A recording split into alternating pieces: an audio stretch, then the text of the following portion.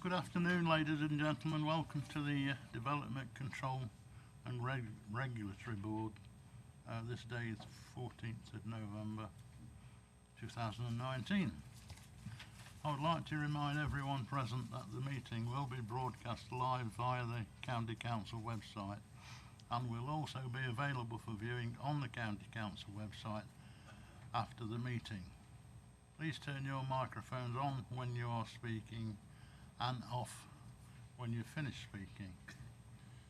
Membership of the committee today, Rosita Page is substituting for Mrs. Maggie Wright, and Mr. Parton, who isn't here, should be the person standing in for the vacancy of the Conservative side. Moving on to the agenda then, item number 1 is the minutes. They are the minutes held on the 10th of October 2019.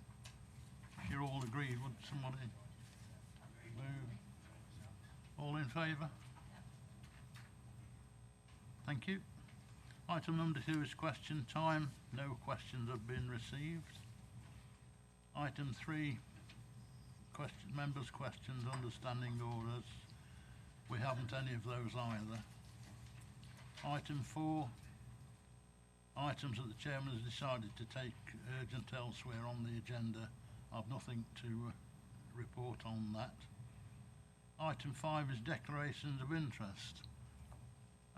It is noted that all members who are also members of parish, town, district or liaison committees will have a personal interest in those applications which relate to areas covered by those authorities. Are there any further interest that anyone wishes to declare at this time? I think that's no, Ewan. Thank you. Presentation of petitions. Have you received any petitions, Ewan? No petitions. No petitions received. Thank you. Item number 7 then on the agenda is a tree application at Awning Hold. Mr. Shaw, if you would speak to this item, please. Good afternoon, ladies and gentlemen. Yes, I need to inform you that this application for works for felling and works of trees at Brook Cottage, Horning Hold, has been deferred at the request of the parish meeting, as the chair of the parish meeting and a number of the residents would like to speak on this matter. They said that they hadn't had sufficient time to prepare and make the necessary arrangements for to attend. So it's been discussed with the chairman, and it was agreed to defer the meeting, defer the report till the 18th of December. Am I right, Ewan? That's correct. Yeah. And it will then be presented at that meeting. Thank you. Thank you, Mr. Shaw. Are there any comments from the local member, Mr. Galton? I've spoken to Mr. Galton this morning, and he was going to turn up this afternoon and submit some comments, but I've informed him it was likely to be deferred, so he says he's going to come along next time and give his comments then. Thank you, Ian. Well, the original recommendations are on page 12, but obviously we're proposing to change that to defer. Would anyone wish to move anything? Second. Yeah. Okay. Any other comments? No. All in favour then? Thank you. That looks to be unanimous. Thank you. Moving on to item number 8 is another works to honour tree preservation order. Mr. Shaw, would you speak to this item, please? Thank you, Mr. Chairman. Yes, this is an application submitted by Mr. Walters of 1 Wellsick Lane, Rothley, to fell an oak tree located on his property. The reason for the proposed felling is in the interest of safety, as he is concerned that the loss of a number of large decayed branches in the last 2 years have put him and his family at risk of injury and damage to property. And he's concerned that further branches are likely to fail from this tree. The tree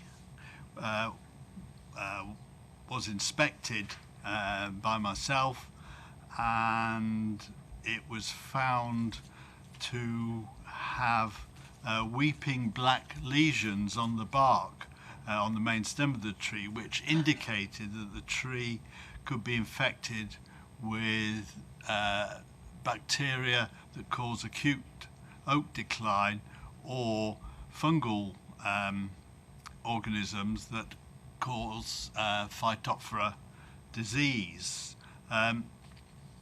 The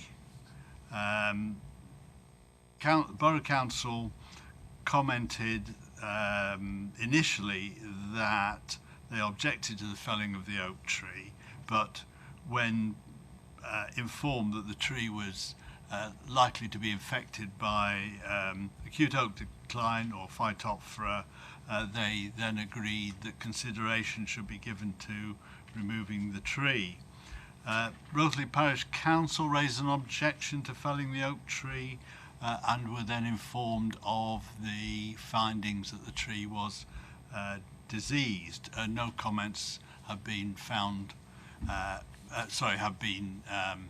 submitted, further comments have been submitted by the Parish Council on this matter, though they have been informed that of the recommendation. The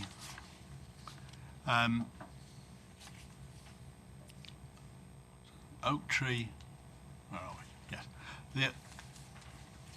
The oak tree was found to be at risk of shedding further larger diameter branches that could cause damage to property and injury to persons, and that the weeping black lesions on the main stem indicating the disease could cause other trees in the area to become infected. Consequently, it is recommended that the tree is felled for those reasons. Thank you. Thank you, Mr. Shaw. Anything from Mr. Osborne? No, I've not received any comments from Mr. Osborne. Okay. Open to members. Mr. Bentley. Yeah, thank you, Chair. I'm not the member for Rothley, but I pass by this area every day, and there's been a lot of oak trees in the park right behind this, which are constantly having large limbs snap off. And I just wonder whether, in fact, there's probably more widespread disease in the area of oak trees. I think it's a real shame we've got to see another one go, but if it is diseased and the Mr. Shaw's appraisal is absolutely spot on and correct, I think it should be taken down. And so I'd move the officer's recommendation. Thank you. Rosita. Thank you, Chairman. I've got no problem with the officer's recommendation, and I'm happy to second. However, I would like to ask a question.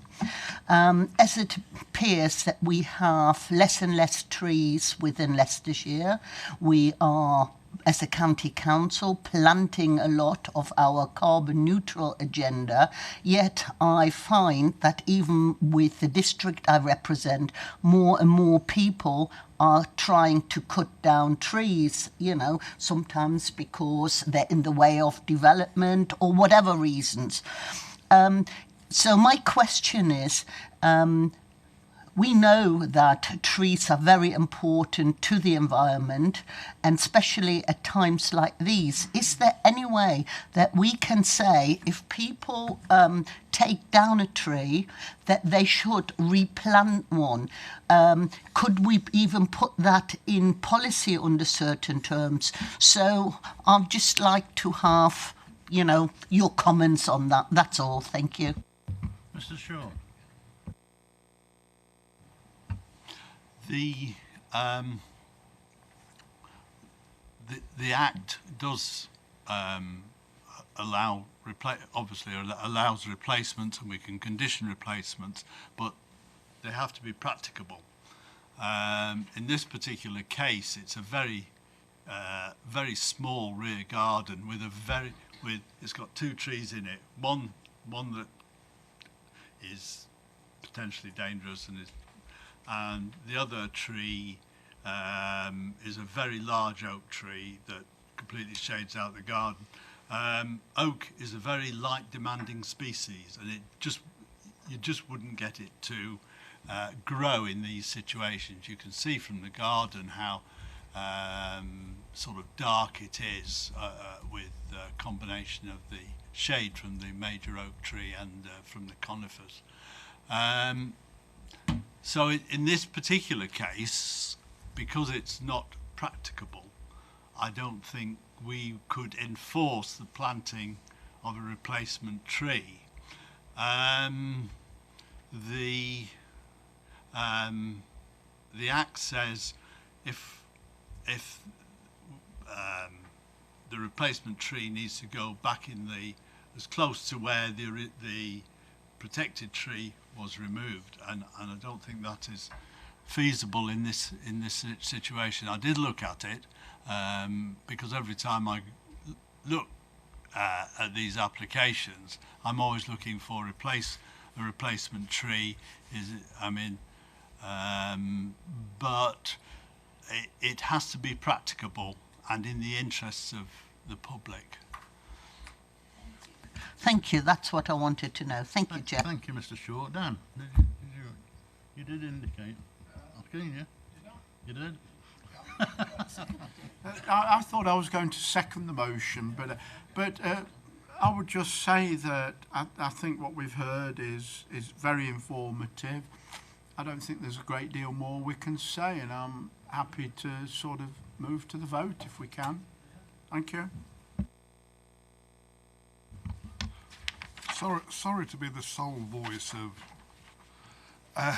discontent, but it doesn't say in here definitively anywhere, and I'd like Mr. Shaw to go on record and say that this tree is infected, because nowhere in this report does it say definitively it is infected. It's likely to be, it may be, there are signs of it, but nowhere does it say it is infected with the disease you've mentioned. If you can definitively say that, then I'll be happy to support it.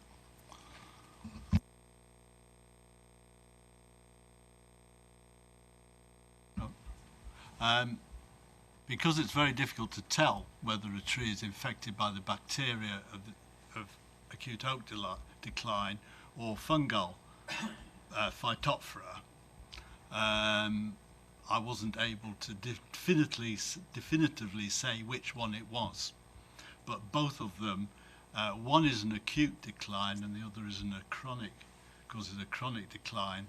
And the tree has got decline also in the leaves and the branches which are breaking out of the tree, and there's dieback in the crown as well. I think I mentioned that in the report. So my view is that whether the tree has got AOD or the Phytophthora, it is shedding branches and also should be removed because of the potential of infecting the adjacent oak tree, which is a specimen of good form. If I could come back, Chair, I mean, Thank you for Mr. Shaw for that, but I think Mr. Cross would agree with me. That's not a definitive answer.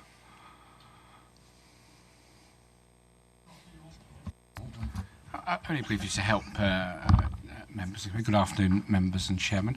And just to say, well, it's not a question of necessarily being definitive. It's a question of the objective professional judgment of the officer concerned, which obviously in this case is Mr. Shaw, and you have on record his advice and his conclusions on this. It's now for members to decide whether they think, on balance, that meets the test required to say that this tree can be felled. And if it's further assistance, I'm happy in terms of a decision on that basis that Mr. Shaw's given you the advice would stand up, and the advice he's given it is fair and correct. He's not able to be definitive, but he is able to say that the tree concerned is suffering from both those issues. Thank you, Chairman. Thank you, Mr. Ross. Janice? Chairman. I will go along with the officer's recommendations, because if branches are falling off and there are signs of all the disease, then I will not put my name to vote against it for the safety of residents or the people living at the property. Thank you, Chairman. Thank you, Janice. Yeah, indeed, yes. I was just going to come to that. If there's no further comments, we'll move to the vote. And the recommendation has been put by Mr. Bentley and seconded by Mrs. Page. All in favour?